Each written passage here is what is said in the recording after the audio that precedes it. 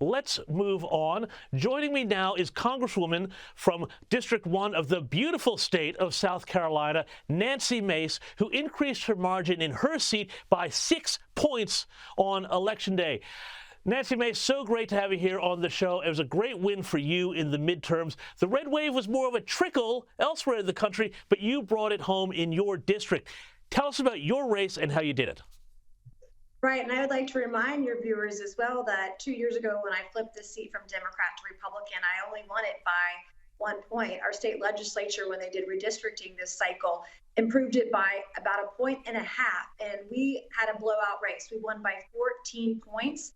And I won it by being very certain about the message I was carrying. I'm a conservative who reaches across the aisle and works with Democrats when we have agreement. I've passed dozens of bills being a freshman Republican in the minority, which is no small feat. And it's important in divisive times right now that we have leaders that can guide us through all of the division that we have today. And I'm a rock solid conservative. I believe in conservative values, but I also believe in working hard and delivering for the people of South Carolina, which I did in my first term. And that's why Republicans and independents overwhelmingly supported us. And in my district, Republicans are outnumbered 2-1 by Democrats and independents. And I worked very hard to showcase my achievements in my first term in office. And that's what it's about. It's up to the candidates to show voters why they deserve to earn their vote. Now, Nancy, you are a member of the House Oversight Committee, a key committee that can issue subpoenas and investigate the administration and other agency. The Republicans have wasted no time in putting a marker down for the Biden administration.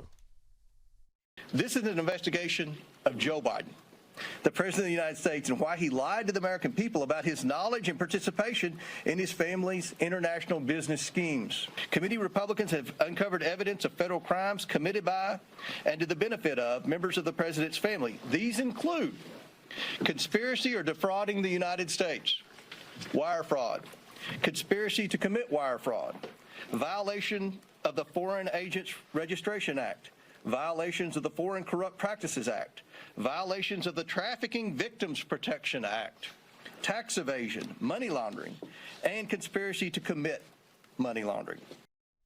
Now, that was James Comer of the committee. You've got a slim majority in the House. Is that enough to be able to keep the pressure up with these investigations on the administration? Well, certainly when you're in the majority and guiding what the different committees do, we'll have an opportunity both in judiciary and on oversight to commence some of those investigations. And this isn't about Hunter Biden. Nobody wants to see Hunter Biden doing drugs. That's a personal matter. But what is at hand are the financial transactions, the 150 statements that were put out, the SARs that were put out, showing that there was potential illegal activity, very detailed reports that have been hidden by this administration. And why is that? Since 9/11, those kinds of documents, SARs, have always been available to members of Congress who wanted to see them. And it's very rare for a company to get one in its lifetime. And yet we're talking about an individual and a family that had 150 or more. Those are just ones that we were aware of. But sunlight is the best disinfectant. And when we are investigating corruption, it should be both sides. You know, when there's corruption with Republicans, that's something that should be investigated. And likewise with Democrats as well, and no matter who's in power. And that's what today's press conference is all about. Well, I'm looking forward to hearing more about this and what Joe Biden may have known about Hunter Biden's business dealings. But finally, before I let you go, have to ask your thoughts on Donald Trump running in 2024. He's thrown his hat in the ring. Do you think it's a good idea for him to have gone so soon? Well, in South Carolina's 1st congressional district, I have two pretty well-known constituents, Senator Tim Scott, former governor, and Ambassador Nikki Haley. They are both rock stars in the conservative movement. They both have legislative experience. They have experience in governing.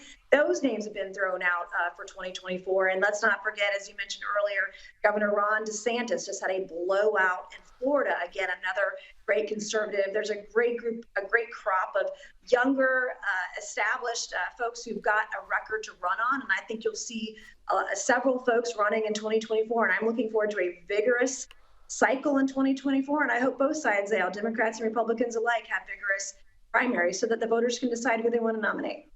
Nancy Mace, South Carolina is absolutely punching above its weight in political talent. You're right about Tim Scott and Nikki Haley. Those are both names we want to get on this show in the coming weeks and next year. Thank you so much for joining us. I hope to see you again.